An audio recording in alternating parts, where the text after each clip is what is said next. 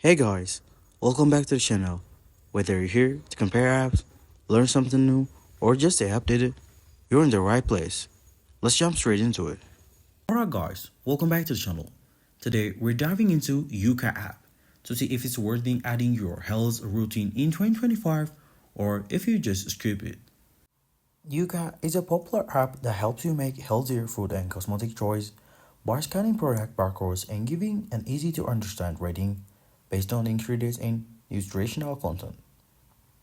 What makes Yuka stand out is how simple is it to use. Just scan a product and you get a clear score along with explanation about any questionable ingredients. It's great for anyone wanting to be more mindful about what they put on their body. The app also suggests healthier alternatives, which is a nice touch. On the flip side, Yuka's database is not perfect, and some products might not be listed, especially if you're outside a major market. The free version covers most features, but the paid subscription unlocks more details insight and tracking options. Also, the app can sometimes be stricter and frustrating, which may not suit everyone's preferences.